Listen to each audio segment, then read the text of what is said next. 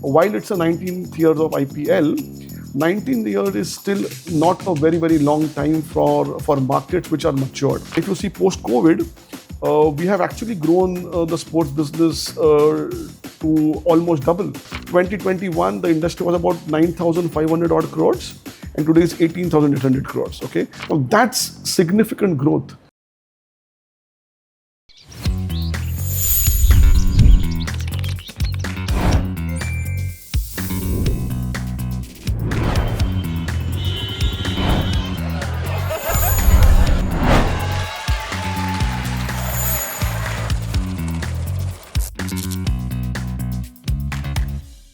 So Vinit, thank you so much for taking the time to speak to Campaign India. It's a pleasure to speak to you, especially on the eve of the 13th year when you have launched the Sporting Nation report.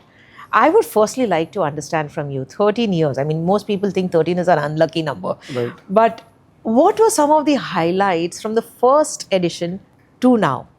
Yeah, firstly, thanks, Vinita, for having me and having this chat with us on the report. And yeah, I think it's a very, very, so for us, 13 is just a number, okay? Because when we started it 13 years back, I think if I have to jog my memory then, I think that was a moment of a lot of nervousness and questions in my and my team's mind in terms of, are we doing the right thing? Because please understand, I mean, 13 years back, even today, sports is a very new business for us, new industry for us. It's only about 19th year of IPL this year, but relatively 19 is comparatively, if you look at the West, I think we are a new kid on the block.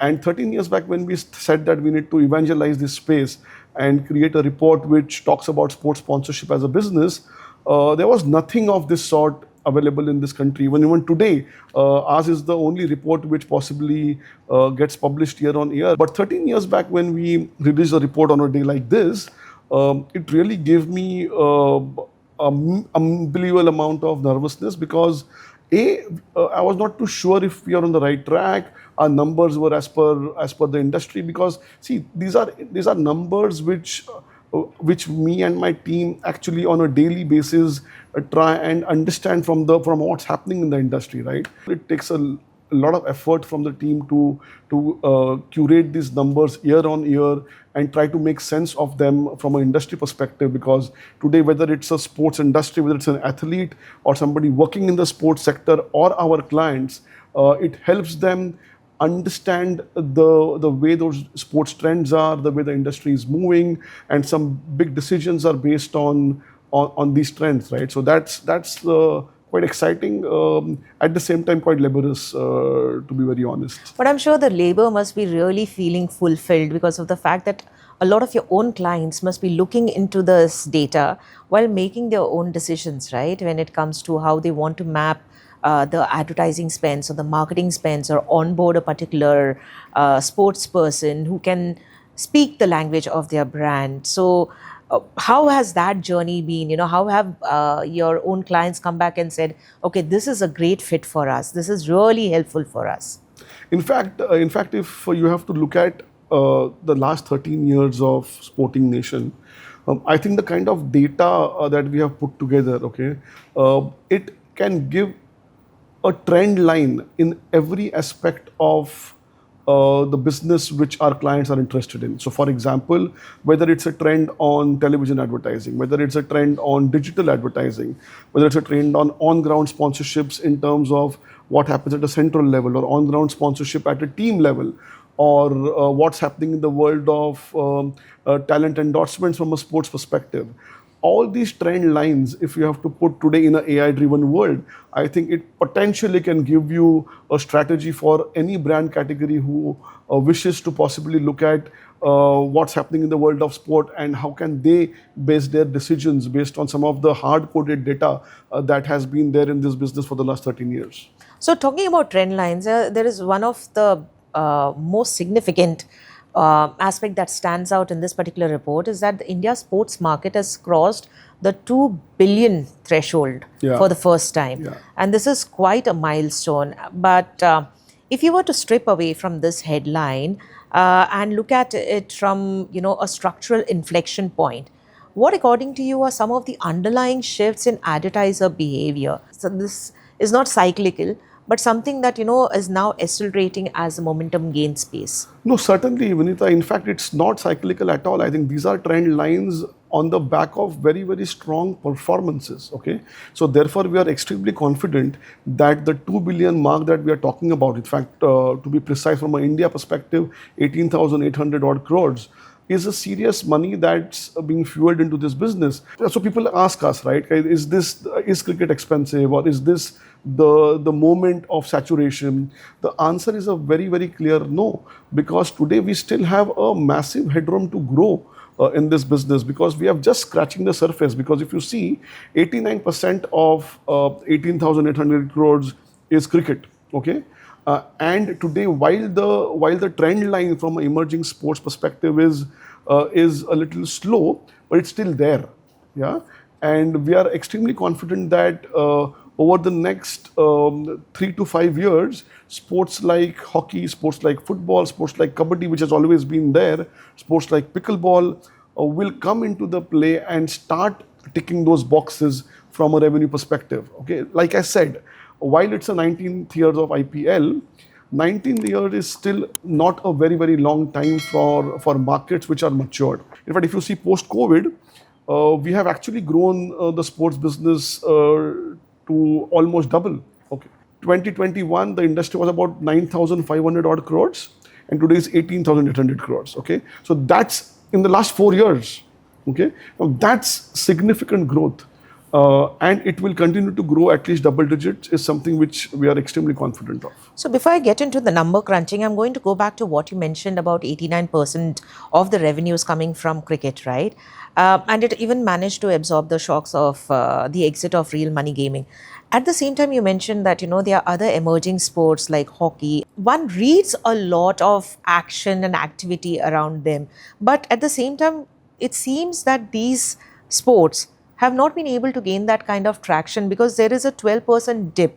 Correct. So why is that happening? Okay, so that's a great question, Vinita, firstly, and it merits a proper response. So basically what has happened is pre-COVID, I think sports like football through ISL or badminton league or our kabaddi PKL were doing extremely well. Okay, in fact, if you look at our report in 2019, okay, I think the contribution of cricket was 84 to 85%. Okay, there has a 4 to 5% drop in the emerging sport or the newer sports or the newer leagues business per se. That is because COVID really hit them hard. While cricket could overcome that very, very swiftly, okay, most of the newer leagues could not. Like, for example, we have not had badminton league for the last 4 years. Okay, hockey league is just started a year back. Okay, football had its own phases of ups and downs. So I mean, 2025, the football league, which was ISL, did not happen at all. It started in 2026 again. So it had a gap of 1 year. Okay, so it has gone through ups and downs because of COVID, and it's currently in a building up stage. Okay, and therefore I'm saying give them about 3 to 5 years, because it had built beautifully from 2013 to 2019. COVID just hit them hard. Okay, like I said, and it's right now rebuilding the entire narrative. Okay, because what typically happens is you need to do a lot of grassroots development for the fan affinity to be built, for the communities to be developed, for actually looking at television or digital viewership, looking at social media engagements. So all these things take a lot of work, effort, and time. So actually, I would say that they are in a rebuilding stage. More importantly, this year is a year of Commonwealth Games. This year is a year of Asian Games. We already are hosting Commonwealth Games in 2030. So I think there is a massive amount of momentum, thrust that's been put on infrastructure. From a government perspective, I think from our sports budget point of view, our government is been giving almost double-digit growth from a budget perspective. The budget of sports in India is growing almost 13-14% year on year. So multiple data points put together give us a belief that the emerging sport economy is here to be rebuilt, and it will be built in the next 3 to 5 years. No, while I agree with you on that, and I'm sure, the government definitely, even in the budget, has also spoken about Yeah. sports being a very important leg. But, I go back to the same percentages, 89%. And I would think that, that shows that there is an over dependence on a single sport. Um, so, and that is very dangerous in any ecosystem. So, do you think that it is realistically possible for emerging sports to command a meaningful and sustained commercial value even after 3 or 4 years? Because brands will also have to start thinking that if a few years ago, just pre-COVID, they had invested so much, and something, an outlier like a Black Swan event took place and kind of brought it down, how do they know that yet another Black Swan event won't reflect the same? Sure. So while I agree that there is over dependence on cricket, but I would not worry about it, because if you look at any market in the world except for the US, the North American market, most markets are one or at best two sports nations, right? So it's okay, it's absolutely fine, right? Having said that, from a Black Swan event perspective, I think cricket has proven itself to be COVID free, or a recession free kind of, or election or general elections free kind of an event. I mean, we have seen multiple ups and downs over the last 19 years for IPL, right? There has been multiple years of general elections. People thought that the money will be pulled out of the market and put on elections. Didn't happen. IPL kept continuing to grow. There were COVID. COVID obviously hit IPL in 2020, where it didn't happen in summer, but it happened in October, November. Yes, there was a dip at that point in time because it was middle of pandemic, but it absolutely rebounded in 2021 onwards, right? There has been multiple ups and downs. There have been controversies in IPL.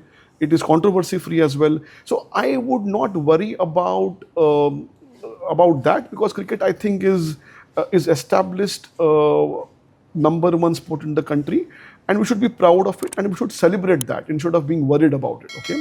Having said that, I think I won't shy away from saying that there is work to be done in the newer sport. There's work to be done in football. We need to bring football up to the speed to be able to deliver some serious numbers from a commercial standpoint. For that, Team India needs to do well. You need to create stars within the football ecosystem which the fans will look forward to. Because today there is a massive amount of euphoria around football. It's not that the Indian fans do not follow football, but they follow European football. Mm-hmm. They don't follow Indian football. No sooner we have got Indian football doing well at the world stage, no sooner we create stars from our teams, people will start following that. There will be a commercial value unlocked there as well. Look at the way kabaddi unlocked the value pre-COVID. I think it unlocked serious value because the best talent was playing the league. It was watched by significant amount of people across the country, and it created that kind of a value proposition not only for the federation, for the fans, but for everybody across. So, you've given me the segue for the next question that I had, which is that from 9,530 crore in 2021 to current levels, the industry has doubled in 4 years, right? And that's delivering a robust 18.6 CAGR over this period. Now, I believe digital in 2021 was 961 crore. 985 approximately. Okay. Digital was about 985 crores, if I'm not wrong. Which is now almost 4,447 crores. So that's again a very robust growth. Absolutely. And I think TV has kind of flatlined. Yeah, TV was about 5,000 odd crores in 21, which is now about 5,200 crores. Yeah. Okay. The growth definitely, from a media perspective, the growth in numbers have been for digital without a doubt. So today, if you see, digital is almost nearing the television revenues. The one thing that most advertisers and brands are worried about is whether it results in yield optimization or whether it results, in premiumization rather than volume expansion. You mentioned about the base also being ruled. Does this also mean that, we are now approaching a stage of maturity, or, is there a certain ceiling that one is approaching where the current assets have been sweated completely. No, so I won't agree to that because see today, see think about it. Okay, think about the way our content universe has changed. Okay, so from a one television channel to maybe multiple hundreds of television channels, today the digital ecosystem has completely changed the way we watch and consume content. Right, there is hardly any appointment viewing left, barring some of the news segments on some of the event based news. There is no appointment viewing left. So sport today is the only appointment viewing promise that is there for the consumer and from an advertiser today, which means that come 28th March, when the first ball of IPL season 19 is bowled, you are guaranteed X amount of audience at 7:30 p.m. for sure on a Saturday, right? That guarantee very few content assets today give you. Yeah, and therefore I would say sports today is premium because it aggregates audience at a given point in time, guaranteed. Tell me from a impact perspective, how many properties will you put your money on where you are guaranteed on audience at one point in time, at one time? Not So many. therefore I would believe that today we are still scratching the surface, okay, and we have not hit the ceiling.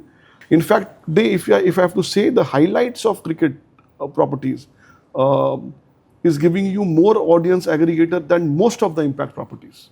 So you're right about it. If you were to talk about it, so you have one surface, which is the OTT Right. or the digital platforms, but the other surface, I wouldn't call it a surface, also a landscape, which is really driving a lot of communications and fandom, is the experiential marketing. Right. And that has also seen a substantial increase. So in this kind of a situation, how can brands actually build some kind of an affinity that goes, it's like community building, which is not isolated for that particular game, for that particular sport, or for that few 180 odd days? You made a very pertinent point, Vinita. See, you said that experiential economy is growing. Absolutely. Today, I would say that while we are discussing Sporting Nation and cricket, to me, IPL is an event. Okay, many years back, called it. I only called it. It was like a India ka tyohar. Okay, every summer it's like a festival, and today and in India the exams get over for children in school and colleges. So it's a family outing. It's an experiential economy. Okay, like you have the Coldplay concert or a Lollapalooza, where people are willing to go out and pay for experiences, and that's premiumizing in my mind.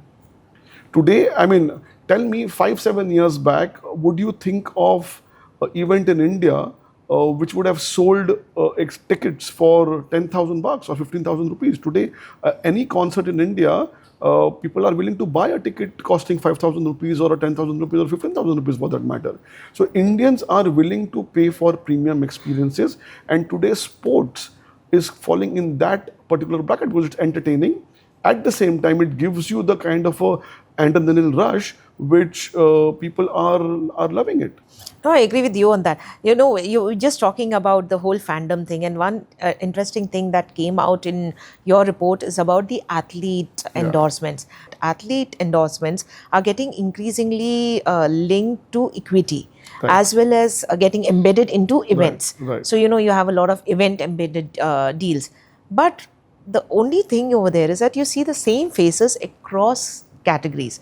Do you think brands, therefore, in such a situation, are able to genuinely unlock differentiated value, or is this endorsement clutter diluting response despite them spending so much for this premiumization? We have seen year on year that differentiated communication with a recognizable face makes it more compelling from a brand perspective, from a trauma perspective, right? So it helps, right? Today, the trend that we are seeing is not only about utilizing the sport celebrities, but also sport celebrities starting their family offices and building their ecosystem or their value proposition beyond the threshold. Because today we all agree, if you have to compare Bollywood or films or movies as a sector and sports, the lifespan of an athlete is comparatively smaller than a film guy, right? So today, the likes of Shreyas Iyer, for example, who's starting his own company where he is going to be managing his own time, is a testimony of how it has helped the likes of MS Dhoni or a Sachin Tendulkar or a Virat Kohli or a Hardik Pandya, because all of them have got family offices who's managing their core endorsement and core brand building over a period of time. So if I have to bring in an advertiser lens to it, okay, definitely bringing a celebrity onto a creative definitely increases your potential or probability of your audience or your fans or your customers remembering your creative or your product proposition more than a non-celeb ad. So therefore, I don't think it's hitting a ceiling. The celebrity endorsement space itself is growing at about 14 odd percent, which is very, very healthy. And yeah, I mean, it's growing in every sector. In cricket, in non-cricket, you look at Neeraj Chopra today. He created such a fantastic piece of content last year on OTT, which did so well. You have got the Mirabais and all our cricketing girls who are doing so well. The Jemima Rodrigues, Harmanpreet or Smriti Mandhana, they are doing so well on endorsement spaces. So I think it does help to communicate to your target consumer. Added celebrity definitely is an advantage. No, you're right about it. And sponsorship growth at 7%, I mean, it kind of suggests that there is stability, like you correctly said. But how exactly can brands deepen these partnerships? There are two yardsticks to it. The one most popular yardstick is the ROI, which is return on investment. So very clearly, brands need to know why are they investing into a celebrity or a sponsorship. Or there is another yardstick which is called the ROO, which is return on objectives. Okay, not always investments are important. Sometimes your objectives would be to be seen more aggressively in the market than before.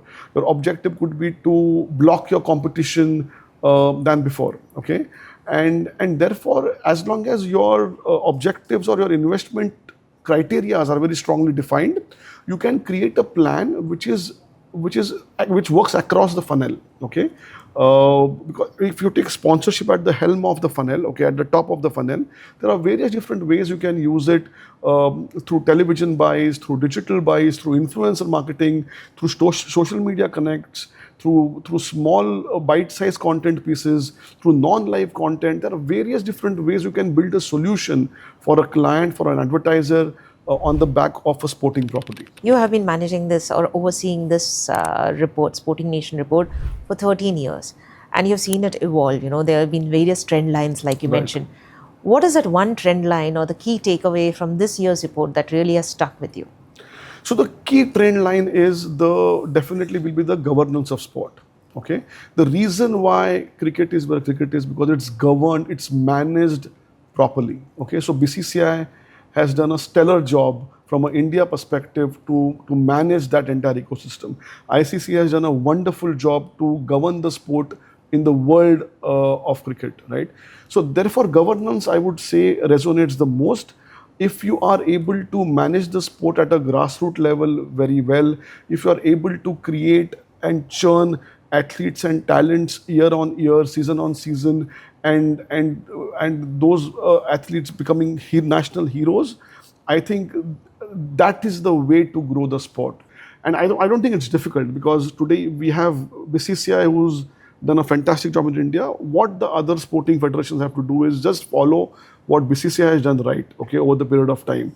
And even if you are able to do 50% of what BCCI has done, I think it's going to do tremendously good things for the respective sport going forward. There is a ready template that is already there. Then what is it that is actually stopping the other federations from replicating it? I think, Vinita, the answer lies in the way the federations are structured. Okay, so when we speak about grassroots, we speak about school football or a college level hockey. I don't think, see today if you look at cricket, right from school level to college level to university level to to community level to corporates, there is a structure for cricket. Every state federation runs a very, very robust sporting tournaments in respective states. I think somewhere other sports are lacking that structure, are lacking that structural fabric where a parent is willing to put the son or a daughter in those academies and invest time into that from a future perspective. No sooner we are able to put that structure in place, okay, at a community level, at a school or a college level, I think there will be enough and more students or fans who would want to take those sports seriously from a professional perspective, enough and more parents who are willing to support their sons and daughters to become a sportsman or a sportswoman going forward. So that awareness level has been built. I think the governance and structure needs to be put in and managed it well in a more systematic way for those sports to yield results for us year on year. And as soon as we see that happen, I don't think there is dearth of money in the market from an advertising perspective, from an investment perspective, because there are enough and more corporates willing to invest in private-public partnerships, invest in infrastructures. Advertisers are here to support those sports. Not that we have not seen support for Indian football. We have seen tremendous support for Indian football. We have seen tremendous support for kabaddi in the past. We have seen support for athletes in badminton, for the badminton league as well. So there is support from the corporate India. It's the governance and the system that needs to rise to the occasion. No, I agree with you. I'm sure there is no dearth of advertising, and brands are willing to do it because it also helps them in de-risking their spends, right? Correct. Then they are not allocating almost a big chunk of their spends only on one particular sport, whether it's a brand like Puma, which is supporting a PV Sindhu or whoever else. It Correct. really helps them do that. So before Correct. I just want to add one more point on this. See, while you talk about growth and support, see, think about IPL. So IPL was not as big as it is. So IPL teams started very small. Today, IPL teams alone contribute to almost 1,033 crores, the 10 teams I'm talking about, which means that they started with a yearly 10 crore number or a 20 crore number, and slowly and gradually, today, on an average, if you take, each team is doing 100 crores. Okay, on an average, I'm talking about. There are some teams doing 150 crores, some team doing 125 crores, some teams are doing 1995 crores. But if you take an average, it's 100 crores, which is a lot of money. That was not the case 19 years back. So IPL also has grown gradually. And again, our answer lies in the way it has been at it. So not that IPL didn't have its share of controversies. It did have its share of controversies. It did have its share of ups and downs. But it's still, because the structure, the fundamentals of BCCI were so strong that it continued to grow. I think that's the learning that we need to adopt. Thank you so much, Vinit. It was always a pleasure to speak to you. Thank you very much. I think it was a monologue. I think it was, I thought we'll wait and all, but I think we just went with the flow. So if you like the video, here's what you need to do. Click like, follow, and subscribe our channel. Hit the bell icon right below. And more importantly, drop us your comments. So go on, do your thing.